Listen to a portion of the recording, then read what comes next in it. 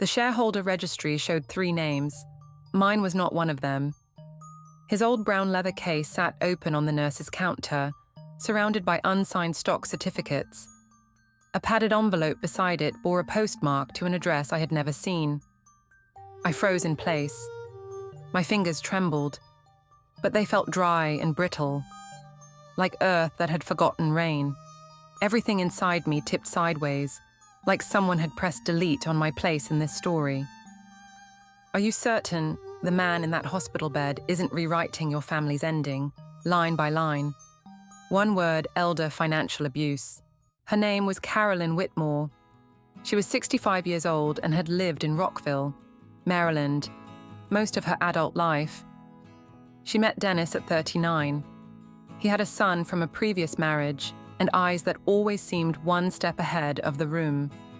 He worked in investment advising, mostly with local firms and entrepreneurs. Carolyn handled numbers too, but on a smaller scale, part-time bookkeeping at a furniture store that still hand-wrote receipts. They lived in a red brick 2-story house just off Vares Mill Road.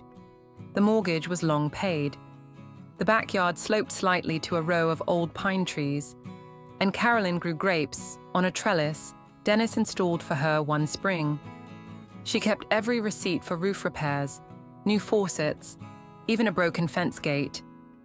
She believed love was built on preservation. 8 months before the end, Dennis was diagnosed with late-stage lung cancer. Chemotherapy came quickly. Weakness followed faster. Carolyn became the person who kept the appointments, handled insurance codes, brought extra blankets, and asked quiet questions to nurses at shift change. Dennis kept to himself. He didn't talk much but carried his laptop everywhere. His leather case, dark brown with a silver clasp, was always locked. Carolyn didn't ask. She believed in loyalty. One afternoon, while filing a routine insurance update, she noticed something. The investment account, labeled Whitmore Family Holdings, was no longer on the joint registry. It had been there for years, their largest shared asset, a mix of stocks they both had nurtured since early retirement planning. When she gently asked Dennis about it, he touched her hand and said, "I'm taking care of it, so you won't have to." She nodded. She trusted him. That moment, quiet as it was the start of something unraveling. It happened on a Wednesday. A nurse handed Carolyn his leather case, asking if she could retrieve his insurance ID. Dennis had just fallen asleep. Carolyn sat down beside the hallway phone and unlatched the case. Inside were sealed documents, some printed recently, some marked with financial firm logos. She skimmed quickly, then stopped breathing altogether. There were stock certificates over $600,000 in total value, and paperwork showing that half of them had already been transferred. The new owner was listed as Tyler Whitmore. Her eyes moved to the next folder. A property deed, recorded 3 months earlier, showed that the weekend home in Frederick County, the quiet place with the porch swing and lilac shrubs, had been signed over. To Tyler, no joint ownership, no mention of Carolyn. She stared for a long time. Then she called David Marsh, a retired attorney she used to see at community events. He came the next morning, reading silently by the hospital coffee station. After several pages, he took off his glasses. "Carolyn," he said quietly, "this wasn't an accident. Dennis moved part of your marital property stocks, real estate without your consent. That's a violation of fiduciary duty under spousal law. You're entitled to contest this." The home she lived in was still in her name, and half the investment fund remained untouched. But Dennis had drawn a line, and everything on the other side belonged now to his son. Carolyn didn't cry. Her body went rigid, like something carved from earth and pulled too fast from the ground. Her chest didn't ache. It emptied. She stood straight only because there was nothing inside to collapse. Her eyes stayed on the printed balance sheets, but her ears buzzed, and the nurse's voice calling her name became a blur of sound she couldn't connect to meaning. She placed her hand on the filing cabinet beside her, not to open it, not to lean, just to stay there, a body trying to remember what to do.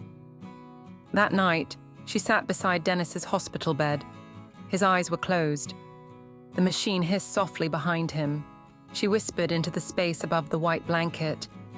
So in the end, I was just the gatekeeper for a castle you locked from the inside.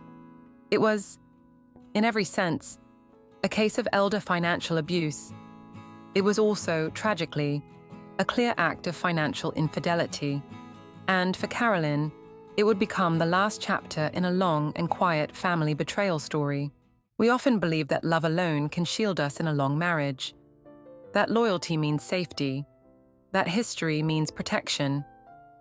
But sometimes, the very person we trust most quietly reaches for legal tools and uses them to erase us from the story we helped build.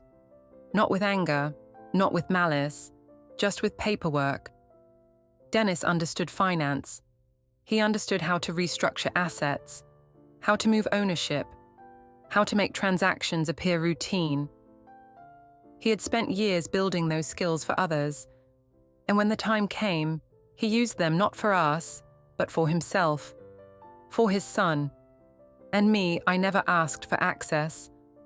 I never demanded answers. I assumed good intentions would be enough. That was my mistake. My first step was finding a lawyer who specialized in estate disputes and marital property law. Someone with experience in late-life asset division, especially in cases involving stepchildren and second families. We began by collecting every piece of documentation from the past 3 years: stock account transfers, real estate deeds, investment changes. It was tedious, it was painful, but it revealed a clear trail. Dennis had shifted portions of our joint wealth, all while we were still married. With that evidence, we filed a civil claim in Montgomery County for breach of fiduciary duty in marriage. In many states, including Maryland, spouses owe each other a legal duty of trust, especially when managing shared finances. Dennis violated that duty. The court accepted our petition and issued an immediate freeze on any further transfers related to the disputed assets. Tyler, his son, was named as a party of interest. His access to the newly acquired property and accounts was suspended. From there, my attorney proposed a strategy for restitution. Since half the investments and property had been part of our marital estate, we argued for a return of my share, not through reclaiming the house or stocks, but through financial compensation. After 5 months of negotiation, Tyler's legal team agreed to a settlement. I received 50% of the market value of the Frederick County house and a calculated return on the diverted stock portfolio.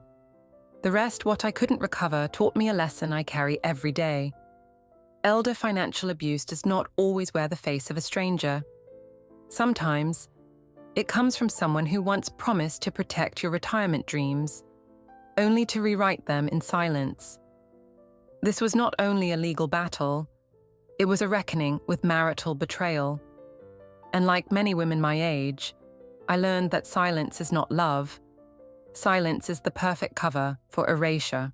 After the court ruling, Carolyn packed her things in quiet.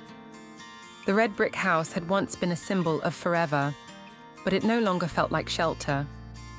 She found a small apartment near downtown Silver Spring, a modest place, with a third-floor view and creaky floorboards that reminded her of childhood. From there, she could walk to the local library or to the old fabric shop she used to visit when she still believed in making things from scratch. She signed up for a portrait class, just once a week, every Friday afternoon. She sat across from real people and sketched what age had written on their faces. She watched how shadow gathered around their eyes and how their expressions never looked the same twice. With each line she drew, she realized she didn't need anyone else to paint her future. Her hands were enough. She called her sister, whom she hadn't spoken to in years. Misunderstandings, most of them wrapped around Dennis, had turned time into distance. but Carolyn made the call anyway. They ended up planning a spring trip to Charleston, where the azaleas were beginning to bloom. They walked slowly through gardens and laughed at nothing in particular. It was the kind of joy that doesn't rush. Tyler, the son who had received what was not his, was ordered to return the value of the transferred assets. The court also imposed back taxes for the unreported gains he had collected on those investments. Carolyn didn't feel anger anymore, only sorrow for someone raised to think inheritance was a game you had to win. That was the quiet end of a long storm. She didn't celebrate, she didn't post about it, but in the stillness that followed, she began again. Life does not ask you to go back where you started. It simply asks that you rise and take one step toward the light waiting just beyond the dark. Today, open your documents, your investment accounts, your property deeds, your insurance policies. Is your name still there? Do not wait until the person beside you is gone to discover that, on paper, you vanished long ago. If this story speaks to something you've felt, or feared, or lived through, share it. Let it find someone who needs it. Let women like us stop searching for justice in silence. We speak so others don't have to whisper. Not anymore. One truth, one voice, in time.